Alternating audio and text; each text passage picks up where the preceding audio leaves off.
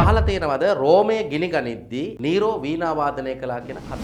හැබැයි මේකෙදි පොඩි ප්‍රශ්නයක් තියෙනවා. ප්‍රශ්නේ තමයි නීරෝ ඉන්නේ ක්‍රිස්තු වර්ෂ පළවෙනි සියවසවෙනි කාලේ. කියන්නේ ක්‍රිස්තු වර්ෂ 54 තමයි හරියටම නීරෝ රජකම බාරගන්නේ. ඒ කියන්නේ රෝම අධිරාජ්‍යය. වීණාව කියන එක සොයාගන්නේ එමෙත වීණාව පිළිබඳ ඉතිහාසඥයන් ප්‍රකාශ කරන්නේ ක්‍රිස්තු වර්ෂ 10 වන සියවසවෙනි කාලේ තමයි මේ කියන සංගීත උපකරණය නැත්නම් මේ භාණ්ඩය භාවිතා කළා කියලා කියන්නේ. කමන්නේ. අපි බලමු මොකද්ද මේ කතාව කියන්නේ. මේකේ ඓතිහාසික කතාව සේම මේක හා බැඳුණු මහා දැවැන්ත කතාවක් තියෙනවා. ඒ කියන්නේ ඛේදවාචකයක් තියෙනවා. ඒ ඛේදවාචකය තමයි මිනිස්සු දේශපාලනය තුළ විවිධාකාරයට හැසිරෙනවා. දේශපාලනේ සදාකාලික සතුරෝ නෑ වගේම සදාකාලික මිතුරොත් නෑ. ඒ වගේම මව, පියා, දරුවෝ අතර පවා මහා දැවැන්ත බල අරගලයක් සිදු වෙනවා. මේ කතාවට තේමාව බවට පත් වෙන්නේ රෝම අධිරාජ්‍යය වුණු ක්ලෝඩියස් අධිරාජ්‍යය. ඒ කියන්නේ ක්ලෝඩියස් රජතුමා කාලේ මතක ඇති ලංකාවේ භාතිකාභය තිස්ස රජතුමා රජකම දැරුවේ. භාතිකාභය තිස්ස රජතුමා රෝමයට දූතයෝ යවුවට පස්සේ රතු පබළු පවා ක්ලෝඩියස් රජතුමා විසින් තෑගි කළා කියලා තමයි ඉතිහාසයේ සඳහන් වෙන්නේ. ක්ලෝඩියස් රජතුමාගේ කාලය තුල මේ සිද්ධියට අවශ්‍ය පදනම සකස් වෙනවා. ක්ලෝඩියස් රජතුමා විසින් විවාහ කර ගන්නවා වැඳපු කාන්තාවක් ඇග්‍රිපීනා කියලා. එතකොට ඇයට දරුවෙකුත් හිටියා. ඇයට අවශ්‍ය කරනවා කොහොම හරි තමන්ගේ දරුවට රජකම ලබා දෙන්න. ඒ කියන්නේ කවුද දන්නවද? නීරෝ කුමාරයා. ඉතින් ඒ සඳහා ඇග්‍රිපීනා යෙදූ උපක්‍රමය මොකද්ද කියලා දන්නවද? එක පැත්තකින් ක්ලෝඩියස් රජතුමාගේ දියණියක් වන ඔගස්ටිනාව විවාහ කරලා දෙනවා මේ කියන නීරෝ කුමාරයාට වහ යොදපු හතු ආහාරයට ලබා දීම නිසා තමයි ක්ලෝඩියස් රජතුමා මිය ගියා කියලා සඳහන් වෙන්නේ. කොහොම හරි නීරෝ කුමාරයා වයස අවුරුදු 17ක් වැනි කාලයේදී රෝම අධිරාජ්‍යය බවට පත් වෙනවා. මුල් කාලේ ඊටාම හොඳ පාලනයක් ගෙනියනවා. සෙනෙට් සභාවත් එක්ක ඊටාම කිට්ටුවෙන් කටයුතු කරගෙන යනවා. සුහදව කටයුතු කරගෙන යනවා. බලය බෙදාගෙන කටයුතු කරගෙන යනවා. අම්මටත් හරි සතුටුයි. මොකද අම්මා තමයි රාජ්‍යත්වයේ මෙහෙවීම සිදු කරන්නේ. නීරෝ කුමාරයාට උපදෙස් දෙන්නේ සෙනක කියන මහා දාර්ශනිකයා විසින්. කතාව ඇති වෙන්නේ එතනින් නෙමෙයි. කතාව ඇති වෙන්නේ ටිකක් වෙනස් විදිහට. මොකද්ද?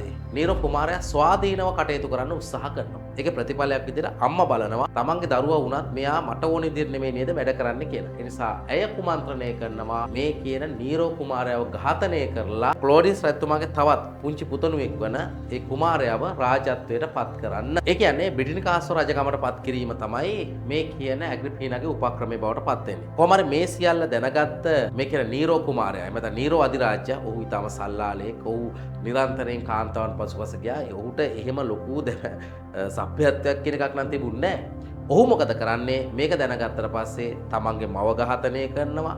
ඒ වගේම ඔගස්ටියා කුමරිය ඝාතනය කරනවා. ඒ වගේම බ්‍රිටිනිකාස්ව ඝාතනය කරනවා. සියලු දෙනාම ඝාතනය කරලා තමන්ගේ බලය තහවුරු කරගන්නවා.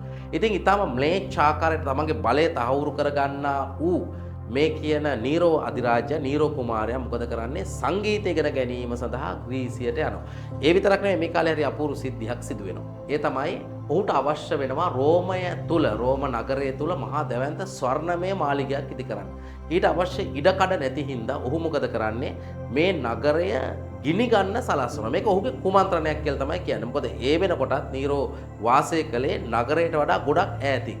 මේ ගින්නෙන් ප්‍රධාන වශයෙන්ම දිස්ත්‍රික්ක 3ක් හා තවත් දිස්ත්‍රික්ක කිහිපයක් සම්පූර්ණයෙන් විනාශ වෙනවා. ඒ වෙලාවේ නීරෝ කුමාරයා නීරෝ අධිරාජ්‍ය හරිම සතුටින් කාලය ගත කළා කියලා තමයි සඳහන් වෙන්නේ. ඒ නිසා වෙන්නේ නැති මේ වචනේ එහෙම තමයි අර අපි ඉස්සලගේ ප්‍රකාශය නිර්මාණලා තියෙන්නේ රෝමයේ ගිනි ගනිද්දී නීරෝ වීණා වාදනය කළා කියලා. මොකද ඔහු ඊටාම සතුටු වෙන්නේ නැති මේ කාරණයට Tamanට ඕන දේ සිදු වෙනවා කියලා. ඉතින් ඒක නූතන දේශපාලඥයන්ට ලෝක දේශපාලඥයන්ට ඉතාම වැදගත් වෙනවා. අපිට තේරුම් ගන්න ඉතාම වැදගත් වෙන කාරණයක්. ඊට පස්සේ මෙයා මොකද කරන්නේ? මේ වැරද්ද දානවා කතෝලිකයන් පිට. දාලා බොහෝ පිරිසක් ඝාතනය කරලා දඩුවම් කරලා ඔහු ඒකෙන් නිදහස් වෙනවා. හැබැයි ඔහුට ඕන දේ සිදු වෙලා ඉවරයි.